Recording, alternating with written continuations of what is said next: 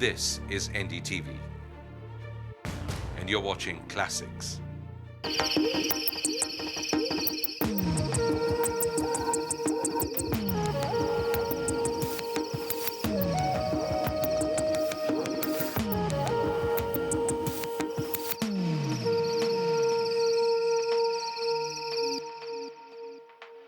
नमस्कार, safari India में आपका स्वागत है।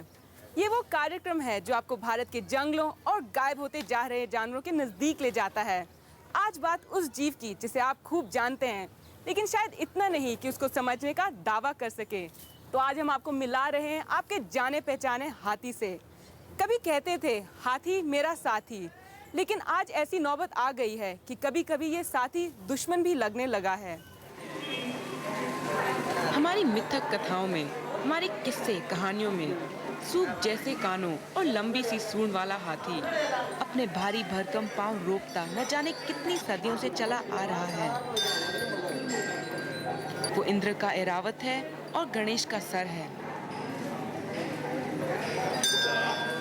धरती पर अपने विशाल आकार और बल की वजह से हाथी राजाओं और सेनाओं की शोभा भी रहे हैं।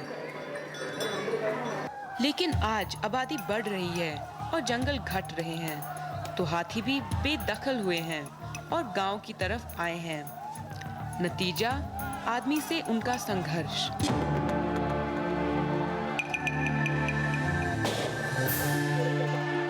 लेकिन हाथियों के मारे जाने की वजह सिर्फ यही संघर्ष नहीं रहा है। उन्हें मारने की ज्यादा बड़ी वजह उनके दांत हैं। पुरानी कहावत है, हाथी के दांत खाने के और दिखाने के और। लेकिन ये दांत दिखाने की नहीं, बेचने की चीज है। कला के बाजारों में इनकी खास मांग है। हर साल भारत में 100 से ज्यादा हाथी मारे जाते हैं। वैसे पिछले दशक में इन्हें बचाने के लिए कई कदम उठाए गए हैं। भारतीय कानूनों के मुताबिक इन्हें पकड़ना या मारना अब अपराध है, जिसके लिए कड़ी सजा है। हाथी पालने पर भी रोक है और अब लाइसेंस नहीं मिलती। हाथी इस दुनिया के बहुत पुराने बाशिंदे हैं। पिछले 4 करोड़ साल में 600 से ज्यादा हाथियों की प्रजातियां दुनिया में आई हैं, लेकिन आज सिर्फ 2 प्रजातियां बची हैं, अफ्रीकी हाथी और एशियाई हाथी।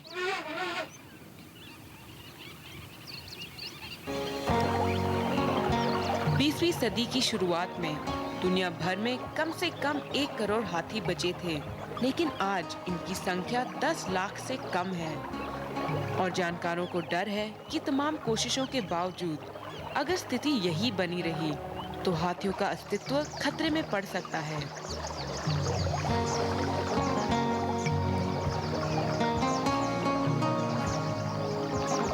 Now the habitat is surrounded by people.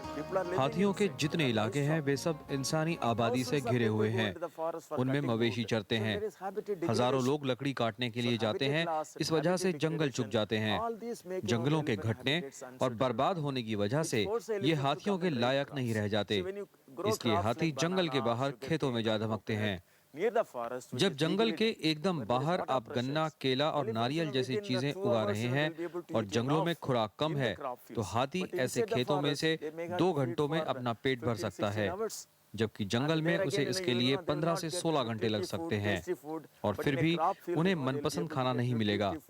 खेत में उन्हें भरपेट और मनपसंद खाना मिल सकता है, इसलिए वे खेतों में आने लगे हैं। इस विशाल और भारी भरकम जानवर की खुराक भी खासी है। एक हाथी को दिन भर में 200 लीटर पानी और करीब 200 किलो भोजन चाहिए। हाथी आदमी की तरह सामाजिक प्राणी हैं। वे झुंड में घूमते हैं। हाथियों का छोटा से छोटा झुंड अगर एक ही इलाके में टिका रहे तो उस इलाके की वनस्पति की तबाही तय है। शायद इसीलिए कुदरत ने उन्हें एक जगह टिकने की फितरत नहीं दी है। वो हमेशा घूमते ही रहते हैं, कई इलाकों के चक्कर लगाते हैं।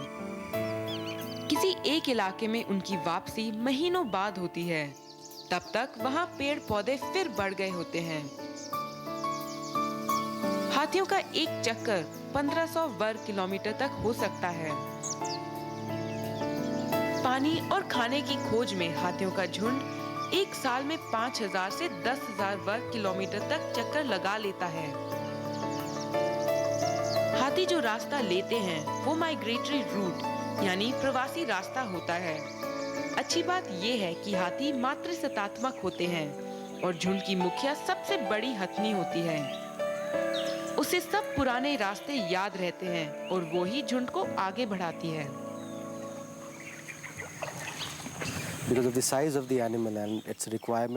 जानवर इतना बड़ा है और उसके खाने पीने की ज़रूरतें इतनी ज़्यादा हैं, इसीलिए कुदरत ने उन्हें ऐसा बनाया है कि अपनी ज़रूरतों को पूरा करने के लिए वे बहुत बड़े इलाके में घूमते रहते हैं। और इस प्रक्रिया की सबसे बड़ी बात यह है कि इससे हर इलाके को राहत मिलती है और पेड़ पौधों को बढ़ने के लिए समय मिल जाता है। अगर वे एक ही जगह में टिके रहते तो वे जगह ही बर्बाद हो जाती। दूसरी बात यह है कि सबसे बड़ी हथनी ही झुंड को आगे बढ़ाती है, क्योंकि हाथियों के समूह में हथनी की बड़ी अहमियत होती है। हथनी की ताकत इस बात में है कि उसे सारे रास्ते और इलाके याद रहते हैं। वो जानती है कि किस मौसम में किन किन जगहों में चारा पानी मिल सकता है। The available routes that they use for migration, the preferred spaces for fodder, for water that they can use over a given period of time. लेकिन हाथियों का सबसे बड़ा संकट ये है कि लगातार घूमते रहने के बावजूद उनका खाना पूरा नहीं पड़ रहा। भारत में हाथियों की संख्या 20,000 से 28,000 मानी जाती है। इस आबादी के लिए कम ही जंगल और संरक्षित इलाके बचे हैं। अब हाथियों के पुराने रास्तों में खेत, नहर, गांव, मंदिर, सड़कें, रेल लाइन, बिजली के तार जैसी तमाम बाधाएं आ गई हैं, जबकि यही रास्ते उनके दिमागों में बसे हैं। ऐसे में जब उनके रास्ते में रुकावट आती है और उन्हें पूरी खुराक नहीं मिल पाती, तो उनके कदम खेतों की तरफ बढ़ते हैं, खासकर गन्ने की खेतों में, जो हाथियों को बेहद पसंद है। इन खेतों पर पहले उनके धावे कभी कभार होते थे, लेकिन अब वो आम होते जा रहे हैं। छींचते हुए जंगलों के बाहर बसे खेत हाथियों का पहला निशाना बनते हैं। उड़ीसा, केरल, तमिलनाडु, बंगाल, पूर्वोत्तर भारत, जहाँ जहाँ हाथी पाए जाते हैं वहाँ ये समस्या बनी हुई है।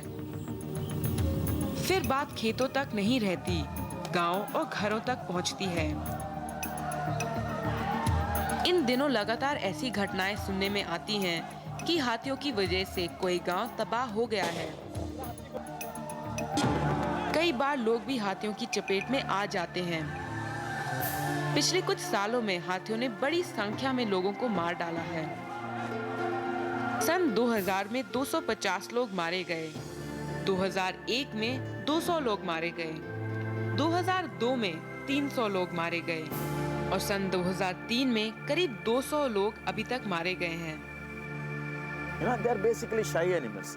हाथी बड़े शर्मीले जानवर होते हैं और वे कभी किसी को मारना नहीं चाहते।